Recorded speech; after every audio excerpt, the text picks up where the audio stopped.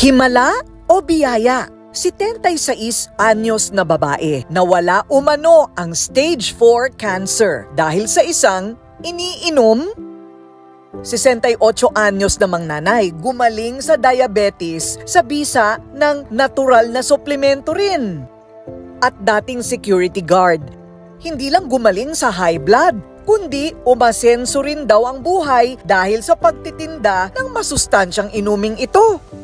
3 kwento galing sa libo-libong patotoo. Bumuti ang kalusugan at uminam ang kabuhayan dahil sa pinaghalo-halong katas ng mga gulay, prutas at halamang gamot. Pero saan ba galing at sinong nag-imbento? Si Carey Herrera, malakas na malakas pa sa edad na 81. Sinong mag-aakalang muntik na pala siyang namatay noon sa sakit na lymphoma o kanser sa kulani. 30 taon na ang nakakaraan. Tinaningan na nga raw siya ng doktor na ilang buwan na lang siya mabubuhay. Dahil mahirap, tinanggap na lang ni Carey ang kanyang tadhana. Butot balat na nga raw siya noon, naghihintay na lang ng kamatayan. Hindi niya inakalang gagaling pa siya sa kanyang sakit. Sa lahat ng hayop, hindi na mamatay at walang peste. Sabi ko, siguro ako lahat ng kinakain ito pwedeng makaluluna sa akin. Kaya lahat ng kinakain ng kambing sa maghapon na yon, pinabubunot ko, kumukuha ko. Doon na nga nag-umpisa yung laga-laga system. May kusidilya akong maliit na laga sa umaga, inom sa hapon. Maghapong iniinom yung buong yon. Araw-araw naglalaga daw si Carey ng iba't ibang dahon at halamang ugat. Tinyaga niya talagang inumin yung nilalaga niya. Hanggang nagising na lang siya na malakas at bumuti na ang kanyang pakiramdam. Sa kanyang sumunod na check-up, nagulat ang doktor na wala na ang kanyang kanser sa katawan. Kumbinsido si Carey na ang pinaghalo-halong katas ng mga halaman ang nakapagpagaling sa kanya. Ang ginawa niya, binenta niya ito para makatulong din sa iba. Pero hinamon niya, huwag muna siyang bayaran hanggat hindi sila gumagaling sa kanilang mga sakit. Gaya ng inaasahan ni Carey, bumuti ang mga kondisyon ng kanyang mga customer. Kumalat ang balita. Simula noon, marami na ang bumili at napagaling ng inumin ni Carey. Libo na ang nagpapatunay sa bisa ng formula na tinatawag na ngayong King's Herbal Plus. Isa sa mga tumangkilik sa produkto ay si Nanay Shoni ng Dinalupihan, Bataan. 2016, na-diagnose siya ng stage 4 liver cancer. Madalas daw nananakit ang kanyang tiyan at kung ano-ano na ang kanyang sinubukan para mawala ang sakit. Pero mas lalo raw lumala ang kanyang kondisyon. Nasa palayan po kami noon. Namumulot kami, kasalukuyan namumulot kami ng palay. Naramdaman ko sumakit, doon pa lang pagulong-gulong na ako sa sakit. Masakit talaga siya, parang sinisikmura ako.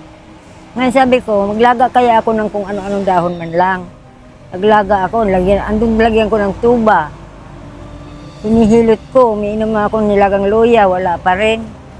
Sumailalim siya sa mga pagsusuri. Dito niya nalaman na malubha na pala ang kanyang lagay. Sabi sa akin ng doktor, doon sa pamangkin ko, yung tita mo, stage 4 na yan. Kung makakalampas siya ng November, mabubuhay siya. Nagtaka ko, bakit ako iniiyakan nito habang nasa jeep kami? Sabi, ang hirap pala, Tita Inday, sabi niya gano'n. Ang hirap. Lumaki pa raw na parang buntis ang kanyang tiyan. Parang 7 buwan. Ay sabi nila, ano tumatandang ito? Matanda na, buntis pa. Sabi, totoo yan. Dahil walang pera at takot magpa-opera, binigyan siya ng kanyang anak ng King's Herbal Plus. Isang takal sa umaga, tapos may binibigay pa nga siyang mga sa akin na kailangan kumain ako ng mga prutas, ganyan. Pagdating ng tanghali, bago rin ako kumain, ganon din ang ginagawa ko. Nagtatakal ako isang takal, iniinom ko rin yung King's Herbal Plus. Hanggang sa gabi, ganon pa rin. Tapos bago ako matulog, ganon pa rin. Nagbabaon ako sa pagtulog ko ng King's Herbal Plus. Matapos ang ilang buwang pag-inom, nagulat sila na himalang unti-unting lumiit ang kanyang dating malaking tiyan. Medyo matagal din po, kung mga ilang buwan yun. Nagulat na nga lang ng mga kapitbahay ko, bakit nawala? Nasaan daw yung napunta ang tiyan ko? Nang dahil sa King Herbal Plus, nawala yung tiyan ko. Kaya malaki ang pasasalamat ko sa King's Herbal Plus, nagdugtong ng buhay ko, pangalawang buhay ko. Kung tayo sa sa Infante. Napapansin po namin na lumiliit po yung tiyan niya sa pag-inom po ng King Herbal Plus po. Pinapakita po niya yung mga bottles po na wala na po laman, kung ilang sako na po yun doon sa bahay niya. Ayon kay Dr. Cecil Katapang, isang health advocate at nagsusulong ng naturopathy o natural na gamutan, may siyentipikong basihan ang nangyari kay Nanay Shoni. The same compounds that is used by big pharmaceutical companies na synthetic ay makukuha sa King's Herbal Plus. Halimbawa, bawang o garlic. So, meron niyang active compounds na ginagamit din ng mga regular na pharmaceutical company para patay ng cancer cells. Example, diallyl sulfide, diallyl tetrasulfide, diallyl disulfide. Another example, sugar beets. Ang laman ng sugar beets, betamine. Yung betamine ay effective na compound o ingredient na pinipigilan ang pagdami ng cancer cells.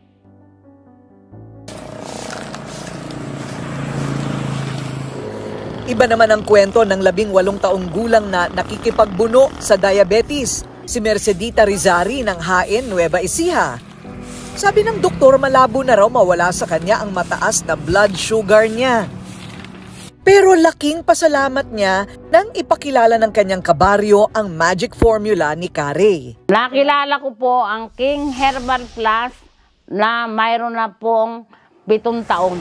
Ang nararamdaman ko po sa pagkakainom ko po ng King's Herbal Plus, lagi po akong masigla, masaya, at talaga pong relax na relax.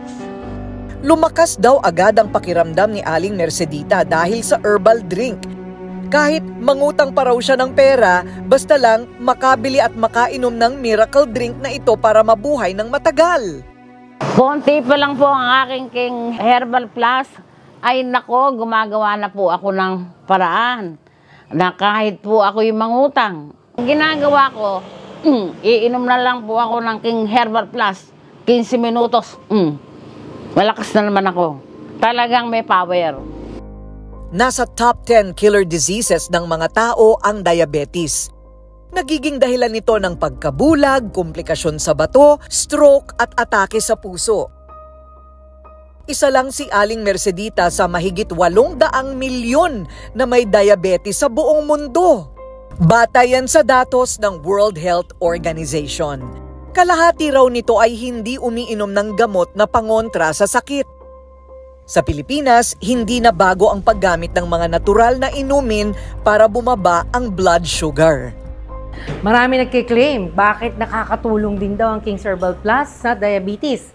Ano ba ang ginagamit na gamot sa diabetes? Metformin. Ano ba ang merong very extensive research on diabetes na halaman? Berberin. Ang berberin sa nakukuha, miracle berry, mulberry. So yung miracle berry at mulberry yan, may berberin. Ang berberin, parang metformin. Ang tawag nga sa berberin, natural metformin. Another example is ampalaya. Ang ampalaya contains P-insulin. Di ba pag hindi ka na nagre-respond sa hypoglycemic drugs, pampababa ng blood sugar na gamot, ano binibigay? Insulin. Para mas maging epektibo daw sa ating kalusugan, dinagdagan nito ng iba pang masustansyang mga sangkap. Iniligay din ito sa mas malaking bote para mas marami ang mainom ng mga bibili. Mula sa original na formulation na 77 ingredients mula sa prutas, gulay at halamang herbal, ngayon ay mas pinalakas pa ito, mas ginawang mas mahusay, mabisa dahil dinagdagan ito ng 3 mabibisang sangkap. Kagaya na ng lemongrass o yung tinatawag nating tanglad, nandyan din ang mulberry at yung tinatawag nating anonas. Maingat tayo at masusi nating pinananatili ang kalidad ng ating produkto. Tayo ay sumusunod sa pamantayan ng FDA o ng Bureau of Food and Drug Administration. Ngayong darating na Pasko, may espesyal na regalo ang King's Empire Corporation sa mga loyal nitong customer. Ang ibang napagaling ng imbensyon ni Carey, sila na rin mismo ang nagbebenta nito. Dahil ang King's Herbal Plus o ang ating company na King's Empire Corporation, tayo ay nagsimula sa direct selling distribution. Meron tayong tinatawag na membership program. So ang mga members natin mula sa Empire Depot, area distributors at mga dealers natin, sila yung mga katuwang natin na magpalaganap ng produkto nating King's Herbal Plus, maiabot sa mga nangangailangan at sa mga gustong sumubok nito. Naging daan ito para umasenso ang buhay ng mga loyal distributor nila.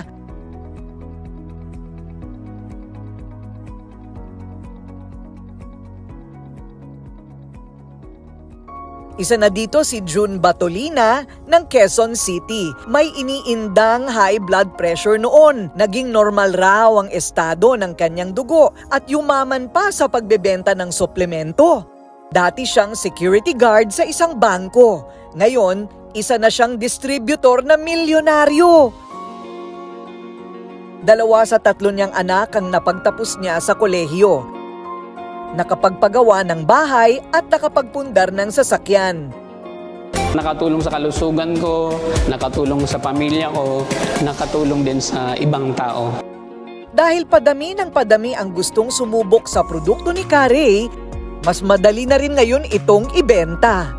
Minarapat din namin ito na maging partner natin ang mga pangunahing leading drugstores dito sa bansa, kagaya ng Mercury Drugstores, Watson, South Star Drugs, Allgreens RX, ayan, at saka sa Capital Care ng Landers.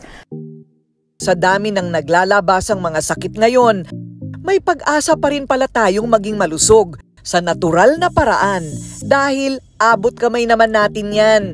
Tamang pag-aalaga lang sa sarili at syempre sa suporta ng mga inuming suplemento na nagpapalakas lalo na habang wala ka pang sakit. Sigurado, achieve ang good health and long life.